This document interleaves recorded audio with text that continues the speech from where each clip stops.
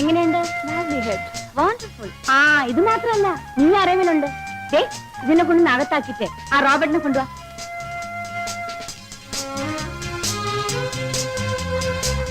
Robert ഓസ്ട്രേലിയയിൽ നിന്ന് കൊണ്ടുവന്നതാ. Great Dain. കണ്ടാ പേടിയാവുന്നു. My life is dedicated to the dog. So, that's why I told you that Shelley is a poet of rather insensitive optimism, because when I explain to you these lines, you will also can understand the kind of reflection that is given in the lines, such as the feelings that the poet says out of it all. I do not tell that...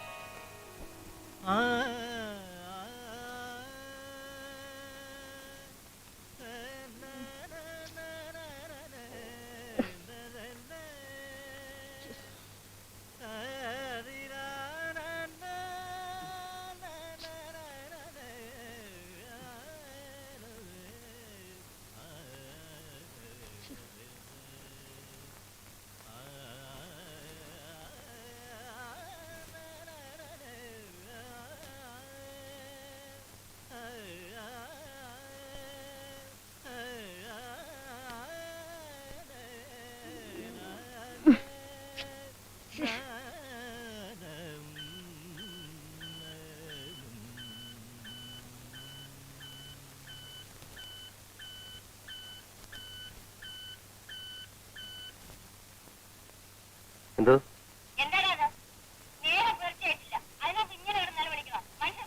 മണി 8 കഴിഞ്ഞമ്മേ. ഞാൻ രാവിലെ 5:30 മണിക്ക് ഉണർന്ന. രാവിലെ സംഗീതം കേട്ടുണരുന്നത് ഒരു രസമല്ലേ? അമ്മ എഴുന്നേറ്റുടൻ അമ്മ ഇങ്ങനെ ദേഷ്യപ്പെടരുത്. നമ്മുടെ ദേശഭക്തൻ KK കിടാവ് വന്നിട്ടുണ്ട്. അദ്ദേഹത്തിനെ കേൾക്കാൻ ഞാൻ പാടിയതാണ്.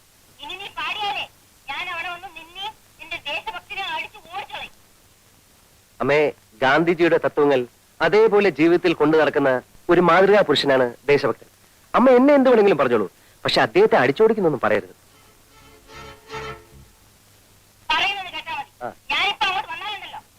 ആ ശരി. ഈ സംഗീതത്തെ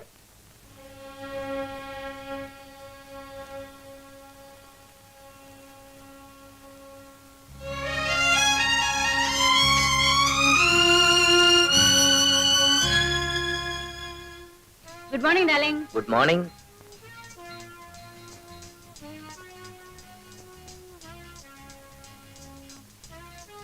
Good morning, Daddy. Good morning, Mom. Morning.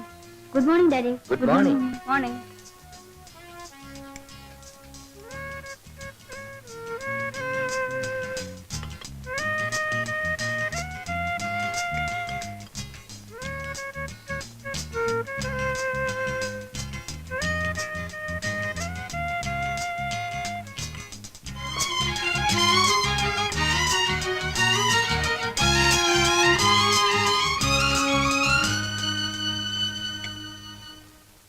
Good morning പറയടാ.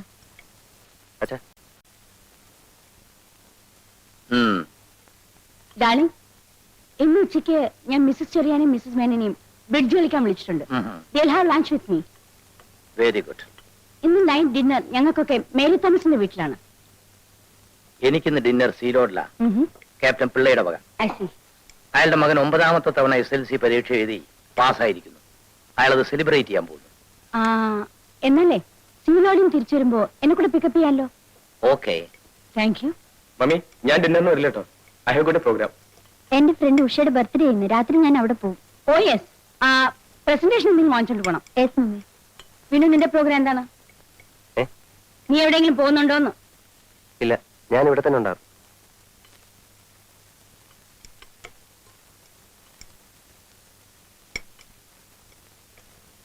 ഇവ മാത്രം എന്താ ഇങ്ങനെയായത്? ചേട്ടൻ നമ്മുടെ വീട്ടിൽ ജനിക്കേണ്ട ആളല്ല. അതെ, വല്ല നാട്ടുമ്പുറത്തും ജനിക്കേണ്ടതായിരുന്നു. ഒരു മാനേഴ്സും അറിയില്ല ചേട്ടന്. എന്റെ ഫ്രണ്ട്സ് ഒക്കെ വന്നാലും ഞാൻ ചേട്ടനെ പരിചയപ്പെടുത്താതിരിക്കുന്നത്. മൂപ്പര് ആദർശങ്ങൾ പറയാൻ തുടങ്ങും. ഒടുവിൽ നമ്മൾ ജമ്മുകയും ചെയ്യും. അതെ, ചെറുപ്പത്തിലേ ശ്രദ്ധിക്കാത്തതിന്റെ തകരാറാ.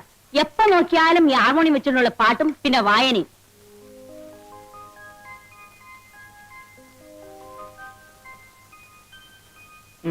ഇന്ന് ജോലിക്കുള്ള അപേക്ഷ ഒന്നും അയക്കാനല്ലേ സാറേ? ഇന്നത്തെ പേപ്പറിൽ ടൗണിലുള്ള ജോലികളെ പറ്റിയുള്ളൂ. എനിക്കത് ഇഷ്ടമല്ലല്ലോ. വാസ്തവം പറഞ്ഞ സാറിന്റെ സ്ഥിതി കാണുമ്പോൾ എനിക്ക് സങ്കടം തോന്നുക. വീടിന് വീട്, കാറിന് കാറ്, പണത്തിന് പണം, ബിസിനസ് നോക്കാനാണ് സ്വന്തം ഫാക്ടറി. ഇത്രയും സൗകര്യങ്ങളുള്ളപ്പോ സാർ ഇങ്ങനെ ജോലിക്ക് അപേക്ഷിക്കേണ്ട വല്ല കാര്യമുണ്ടോ? മനസ്സിന് ഇഷ്ടപ്പെട്ട ജോലി വേണ്ട ചെയ്യാൻ ശങ്കരൻകുട്ടി. പിന്നെ സാറിന് ഇപ്പൊ ജോലി ചെയ്തിട്ടുണ്ട് ജീവിക്കാൻ.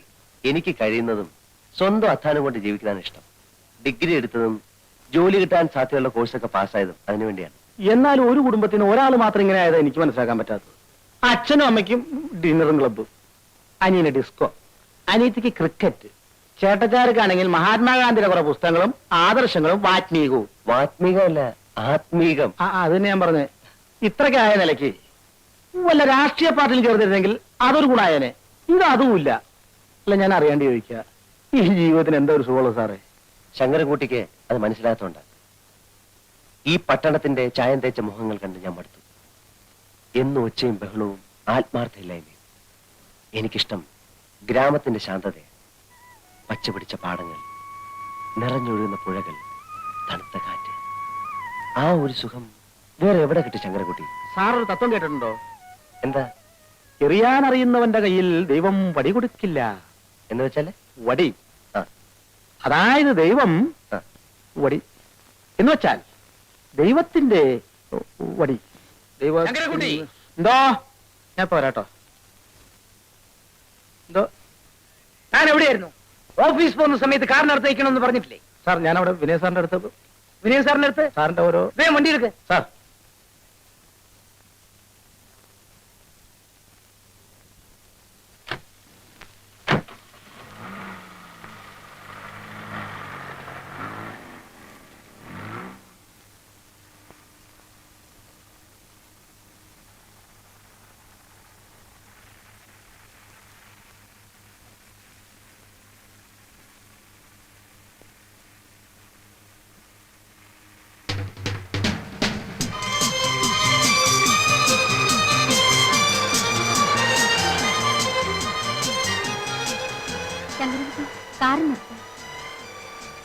കോളേജ് ആയില്ലല്ലോ മോളെ. ഇല്ല ഡാഡി, ഒരു ഫ്രണ്ടിന്റെ വീട്ടിൽ പോകണം.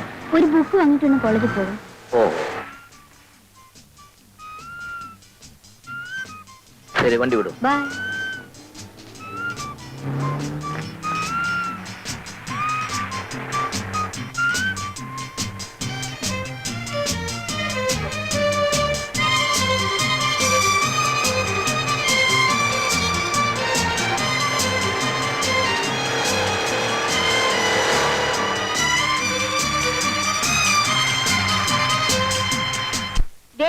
ഇത് കണ്ടോ, എന്റെ ഹസ്ബൻഡേ ഹോങ്കോങ്ങിൽ പോയപ്പോ കൊണ്ടുവന്നതാ.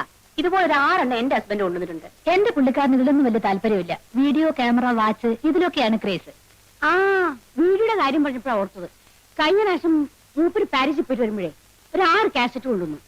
പക്ഷേ അതൊന്നും പിള്ളേരുടെ മുമ്പ് വെച്ചൊന്നും കാണാൻ ഒക്കില്ല. അതുകൊണ്ട് ഒരു വീഡിയോ വാങ്ങിച്ച് ഞങ്ങൾ ബെഡ്റൂമിൽ തന്നെ വെച്ചിരിക്കുക. ബാബു, നിനക്ക് ക്ലാസ്സിൽ പോണ്ടേ? ഇല്ല മമ്മി, എനിക്ക് കുറച്ച് പ്രോഗ്രാംസ് ഉണ്ട്. ബൈ. ബൈ. പെമ്പിള്ളേർക്ക് ഇവനെന്ന് വെച്ചാൽ ജീവനാ.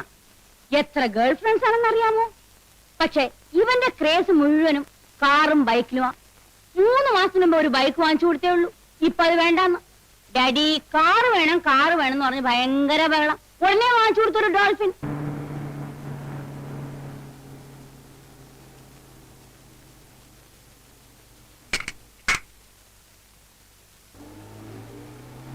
അയ്യ, ബോസ്കോ ആൻഡ് കമ്പനിക്കുള്ള ചെക്ക് അയച്ചോ? അത് ഇന്നലെ തന്നെ അയച്ചു സാർ. ഗുഡ്. ഒരു ദുഃഖമുണ്ട് സാർ. എന്താ?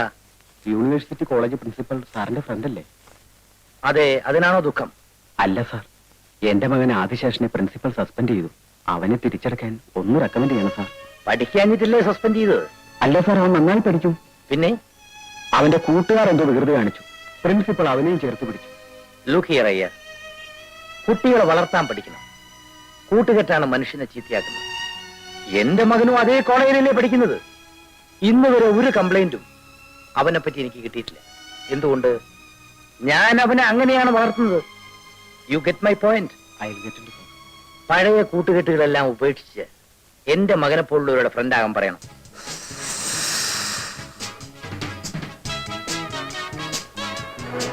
Hey, look there.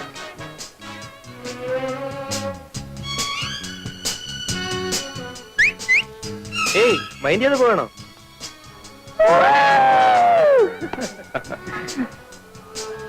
ബാബു ക്ലാസ്സിൽ പോകണല്ലേ? എടോ, അവിടെ ഇരുന്ന് പഠിക്കുന്നതിനേക്കാൾ എത്രയോ കൂടുതൽ കാര്യങ്ങൾ ഇവിടെ ഇരുന്ന് പഠിക്കാം. താൻ പൊയ്ക്കോ. ബാബു നോക്ക്.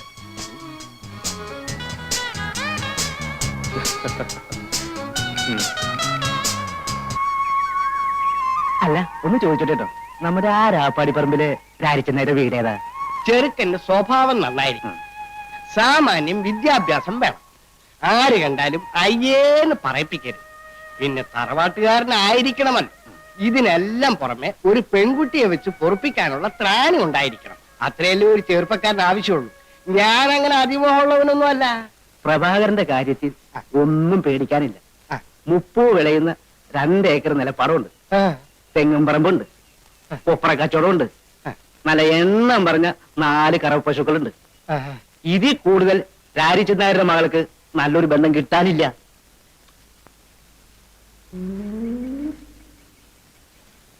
എന്നാ കുട്ടിയെ ഒന്ന് കാണുകയല്ലേ? ഓ, കാണാമല്ലോ. മോളെ സുമതി,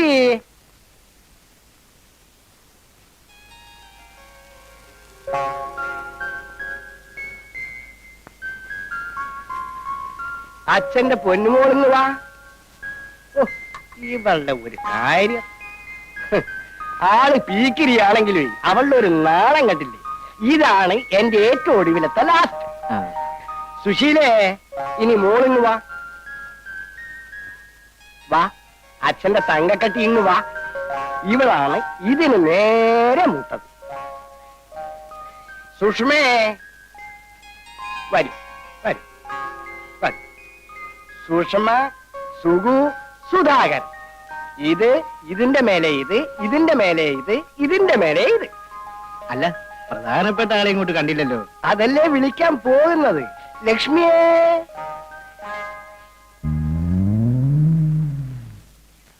ഇതാണ് എന്റെ ഭാര്യ, കുട്ടികളുടെ അമ്മ. നമ്മൾ കല്യാണത്തിന് ആലോചിക്കുന്ന കുട്ടിയെ വിളിക്കൂ രാരിച്ചെന്നായരെ. വിളിക്കാം. ലക്ഷ്മി, ഇവിടെ കൊണ്ടുപോയിട്ട് അവളെ ഇങ്ങ് അയക്കൂ. ആ, കുട്ടികളെല്ലാം പൊക്കോളൂ, പൊക്കോളൂ. എണീരടാ അവിടെ മടി കയറിയിരിക്കാൻ കണ്ട നേരം. അങ്ങോട്ട് ചെല്ലടി, അവർ നിന്നെ പിടിച്ചു നിന്നത്തൊന്നുമില്ല. നിന്നെ കാണാൻ വേണ്ടി വന്നതാണെന്നേ.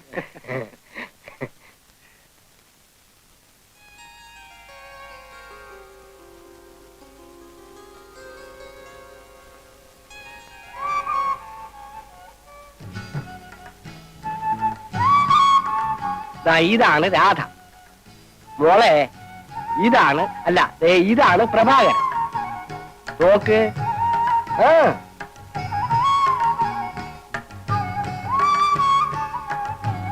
നാണം കൊണ്ടാ.